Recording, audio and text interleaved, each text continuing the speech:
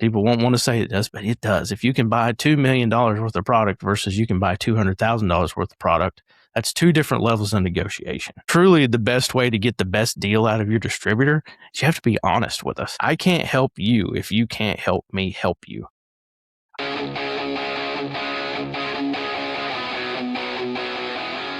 This podcast is sponsored by Action Coaching. If you're a home service business owner, ask yourself this: are you constantly chasing new leads or just keeping the business growing? Ben Jordan built a $100 million plumbing and HVAC company. Inside the Action Group, he teaches contractors how to create recurring revenue, strengthen leadership, improve sales, and build systems that reduce the owner's day-to-day involvement. Members get weekly coaching, practical templates, proven scripts, and strategies designed specifically for home service businesses. If you want to get out of the truck, build something that runs without you and creates real wealth, check out the Action Group on School and book your free consulting call. What's up, everybody? Welcome back to another episode of the Builder's Bible. I'm joined by Rhydon Atzenhoffer, who is the founder of the HVAC R&D podcast. We got connected on Facebook, and I could tell he was pretty tied in with the HVAC space.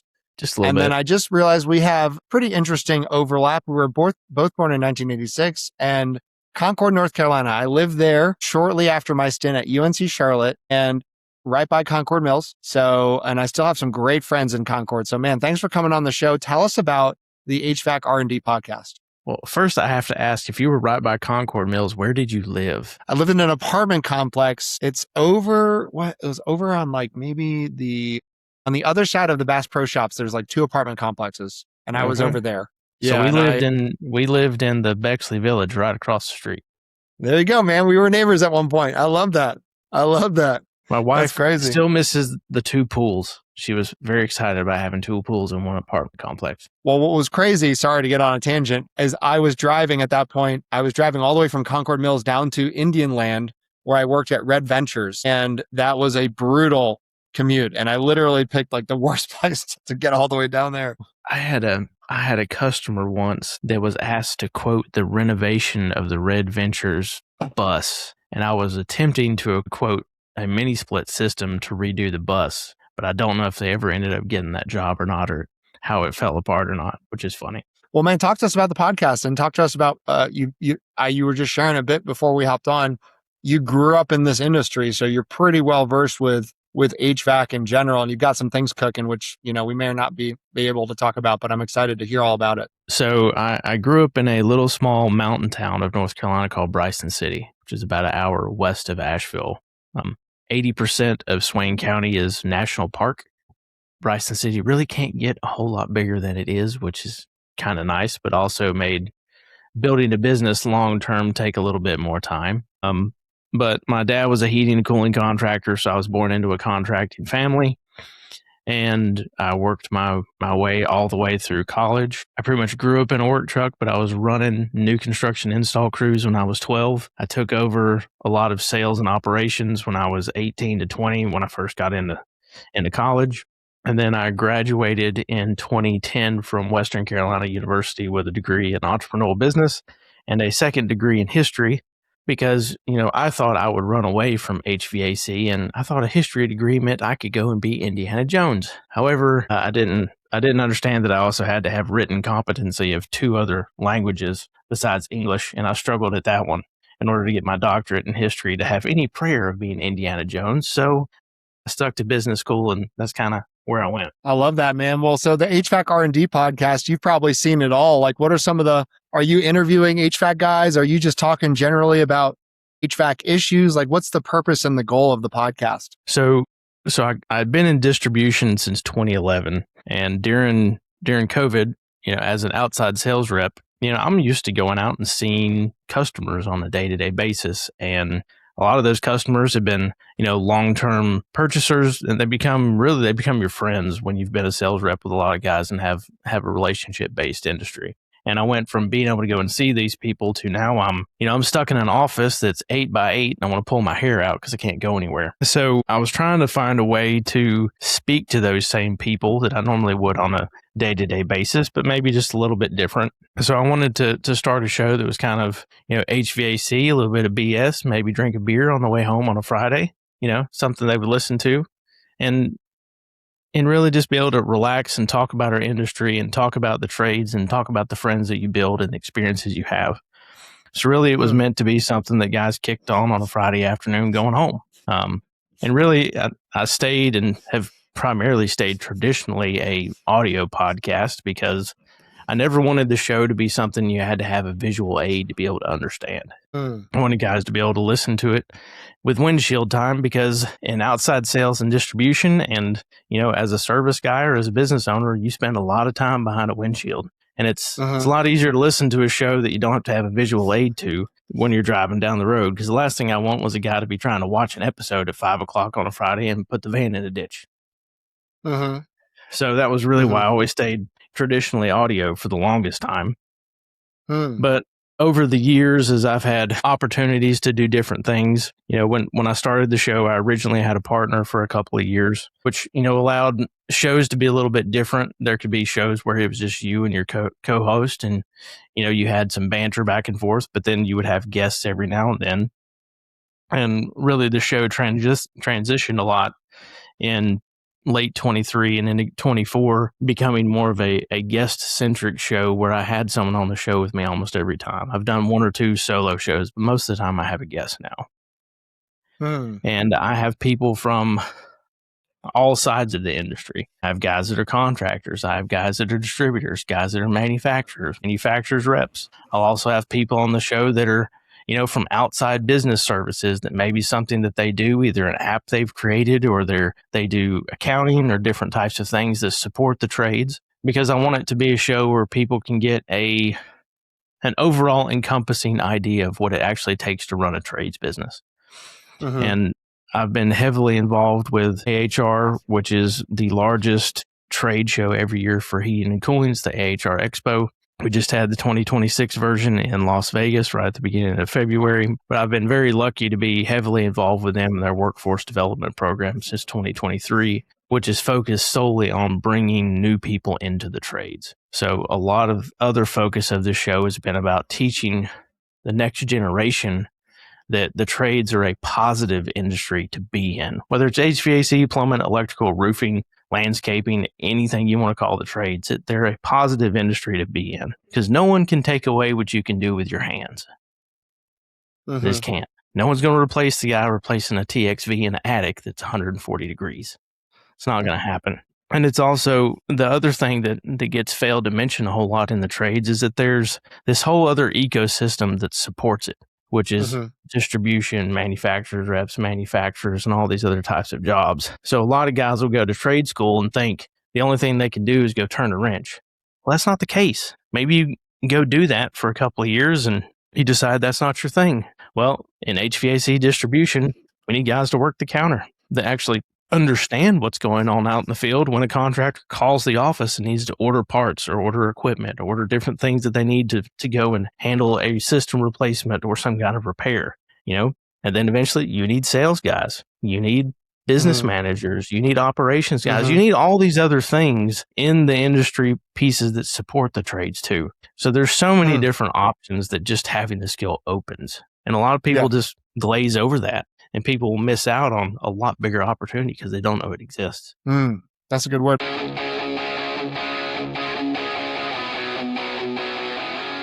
This episode is brought to you by Corberry Digital. If you own an HVAC, plumbing, electrical, roofing, or home service business and you're tired of wondering where your next lead is coming from, you need to check out Corberry Digital. Corberry specializes exclusively in helping home service companies dominate their local markets through SEO, Google Ads, local service ads, websites, content marketing, and lead generation systems that actually produce a measurable ROI. Their team doesn't just focus on clicks and impressions. They help contractors lower customer acquisition costs, increase qualified leads, and build a marketing engine that scales. What I like about Corberry is they understand the blue-collar space. They aren't trying to be everything to everyone. Their entire focus is helping trades businesses win in their backyard and generate more profitable jobs. If you're looking to grow your business, improve your online visibility, and build a marketing system that works, visit Corberry.com and schedule a strategy session with their team. That's Corberry.com. Tell them you heard about them on the podcast. What's up, everybody? This podcast is sponsored by Grimes Financial Advisors. You've spent time and energy building a successful business, but here's the question. Do you have a real retirement plan or just a pile of investments? Our friends at Grimes Financial Advisors specialize in helping business owners and families create a clear roadmap for retirement through their proprietary retirement blueprint. Instead of focusing only on investments, they look at the entire picture: income planning, taxes, long-term care, legacy planning, and making sure your money is actually working for the life you want to live. I've gotten to know Dustin personally. One of the things that I respect most about him is he believes every financial decision should fit into a bigger plan. You shouldn't just chase returns. So whether you're 5 years from retirement or simply want a second opinion on your financial strategy, I highly recommend reaching out to Dustin and his team. Visit Grimes Financial Advisors to schedule your consultation and start building your own retirement blueprint. What are some of the biggest issues you feel like are facing that space right now? You seem to have a pretty broad view of what's going on. What do you feel like are some of the bigger issues? Our biggest issue right now is we're facing what some people call it the silver tsunami. Some people call it other things, but we have this entire generation that's aging out right now. Yeah. And they're either retiring or they're selling businesses or different things of that nature. And it's creating a huge gap in the amount of technicians we actually have. So yeah. We can't get new people into the trades fast enough right now is really one of the biggest issues is this massive labor shortage. The other thing that the other thing we continue to see is, which some stuff has come out just this week in the last couple of weeks, that we've seen, massive price increases in the trades industries over the last 5-6 years. Yeah. In HVAC particularly, we've also seen multiple regulation changes on top of price changes, which have made everything compound to be even more of a pain in the butt.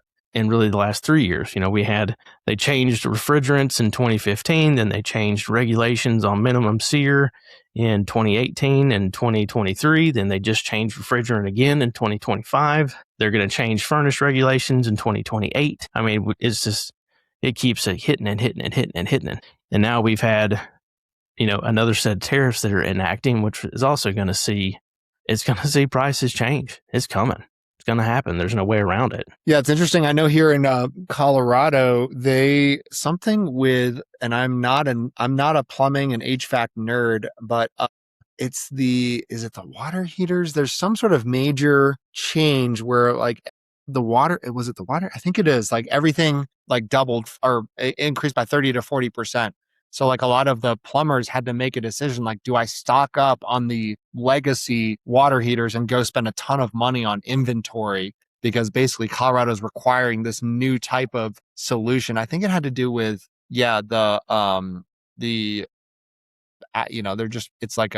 to protect the atmosphere, something with the CO2 emissions or something like that. So that strikes me as that gets passed on to the client, the consumer, those types of increases in cost. Yeah.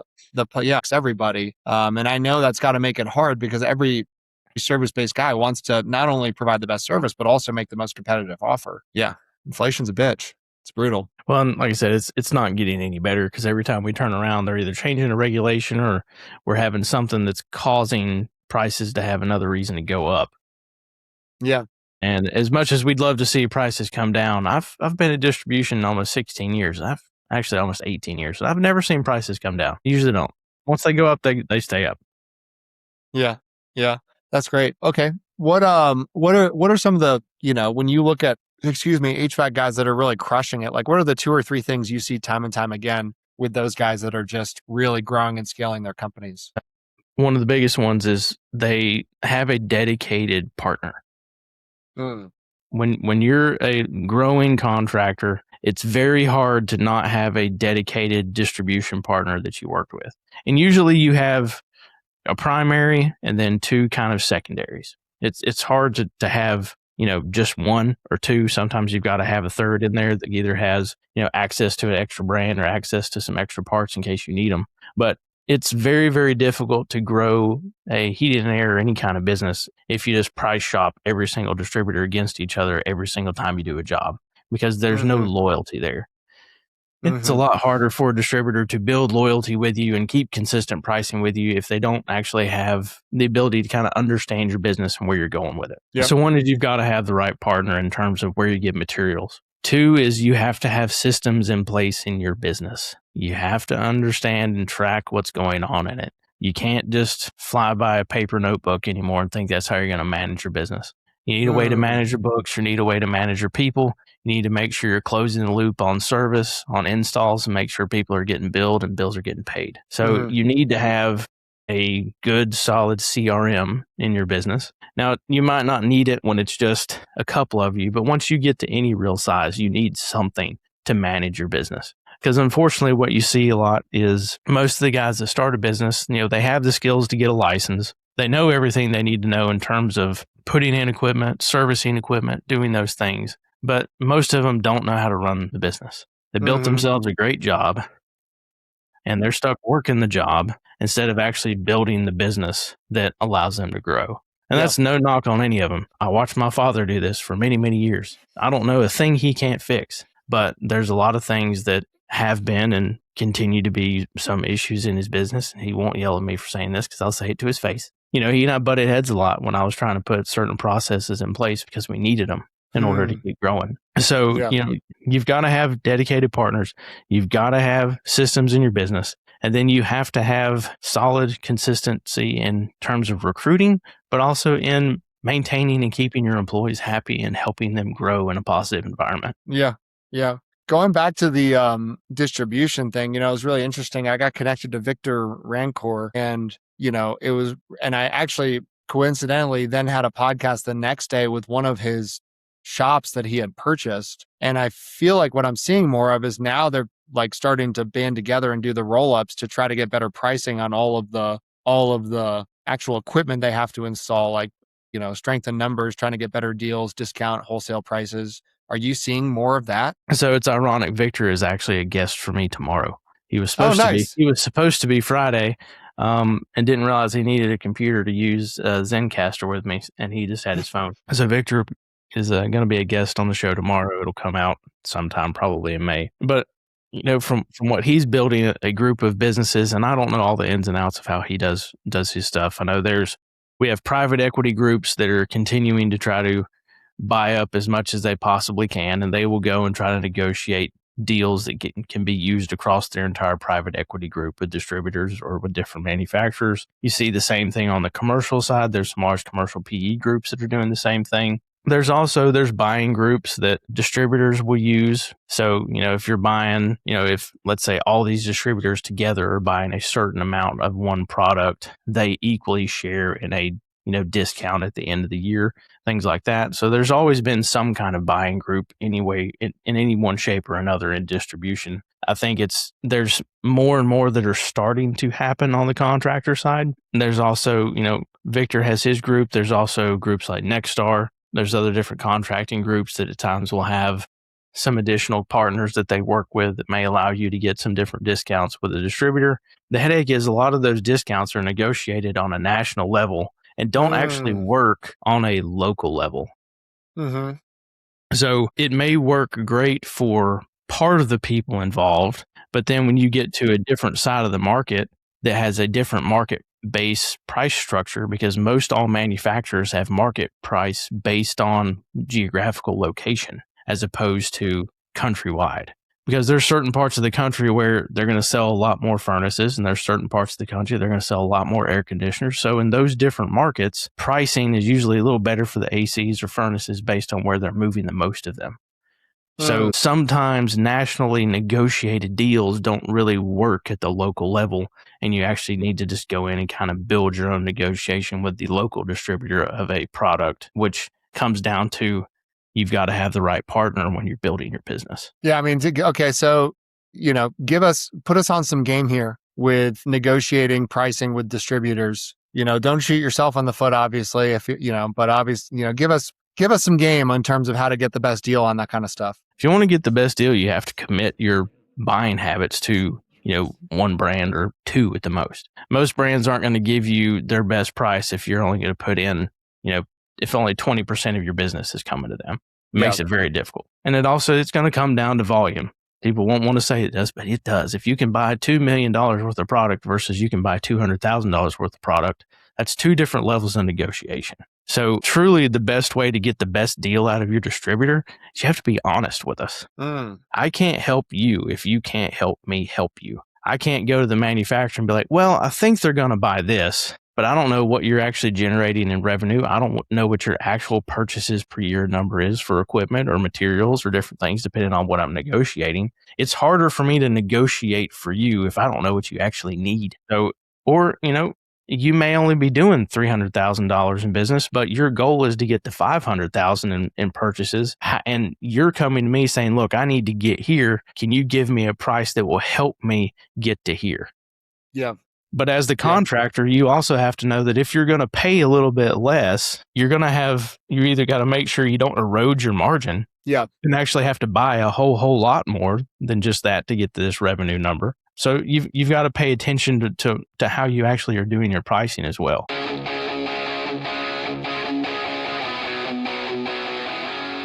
This episode is brought to you by 10X Nerds. If you're a business owner doing real revenue, there's a good chance you're overpaying in areas you haven't even looked at.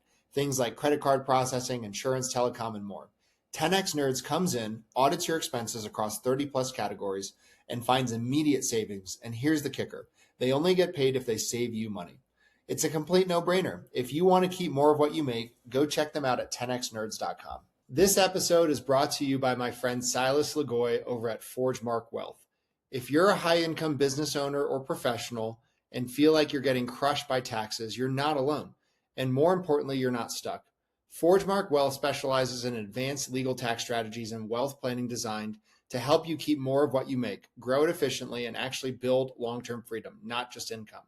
If you're making serious money but don't have a real strategy behind it yet, I highly recommend connecting with Silas and his team. What else do you think is important for contractors to know? In terms of pricing in terms of anything, man? You seem like you have a pretty broad understanding of the space and the industry. I think it comes down to, like I said, what are the goals of your business and what is the focus of your business? Are you doing a lot of new construction? Are you doing add-on replacement? Are you doing add-on replacement commercial? Are you doing new installation commercial? Because your lead times for the jobs and the equipment themselves for all those things are totally different too. The bulk of your companies that are probably making the most money, and Victor can probably attest to this, the bulk of your money is in add-on replacement residential because it's very fast-paced.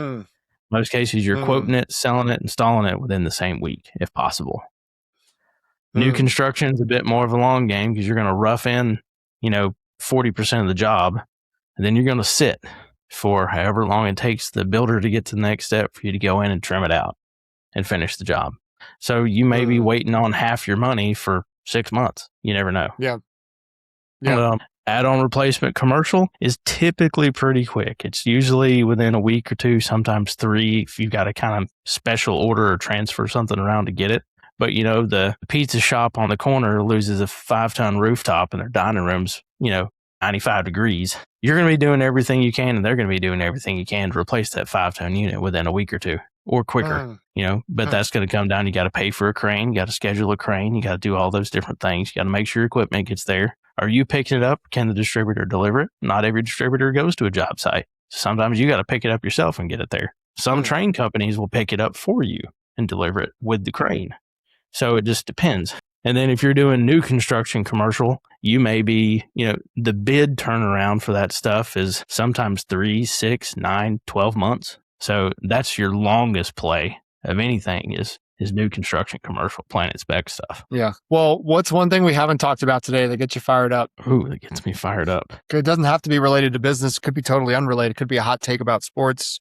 It could be family stuff, faith stuff. It could be music tastes, anything. So music is a good one. Faith is a good one. For the longest time, this is the Builder's Bible, so we got to be talking about faith a little bit here. I struggled with my faith a lot. My wife is actually a religion major that went to Liberty. I credit a lot of my religious turnaround in some ways to her helping a little bit. I grew up in church. I was one of those that always considered myself spiritual. That's what you want to call it. So there's all those people that were spiritual. I don't really need to go to church. I'm spiritual.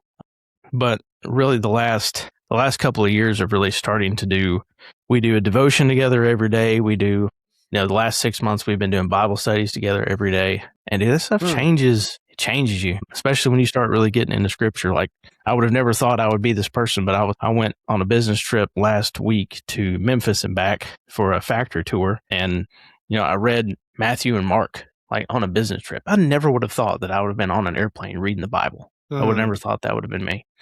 And then I come home and, I'm confused because, you read Matthew and Mark, you're like, all right, well, Matthew talks about Jesus coming by the tax booth and calling him to follow him. Well, but then you read Mark and it's like, Jesus called Levi to follow him. And I'm like, are Matthew and Levi the same person? But I never hear anyone else call him Levi. I didn't realize that, this is a little bit of our Simon and Peter thing here. We got two names for everybody.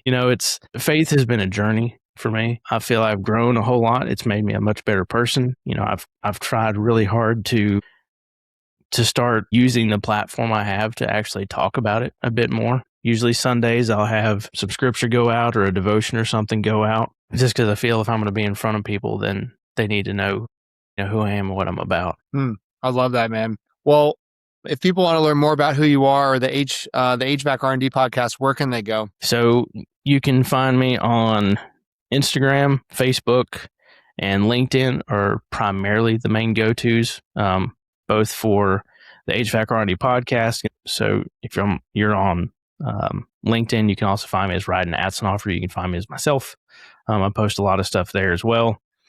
I do have X and Trade Hounds and TikTok, but those ones are they're out there, but they're not really where I focus the most of them every time. TikTok started to grow for a while, but then they kept talking about it disappearing so much that I kind of was like, I don't really want to spend so much time on this if we're going to lose it. Yeah. So that one kind of fell off. And then also I just recently set up a new Substack with a full newsletter. So all the articles I write, which I write articles under the Ramblin' Rhino column. So HVAC Rhino is my personal Instagram. I was a paid sports writer for years. So I've always loved to write, but I've just recently kind of been scratching that itch again with a lot of articles about business and about this industry. So those are out there. And then you can also go to HVACRND.com, and that'll kind of get you to anywhere else about the show and myself. Awesome, man. Well, thank you so much for coming on the podcast. Don't go anywhere because I want to keep talking, but thanks for coming on the show. Appreciate it, man. Thank you so much. And thank you for listening, everybody.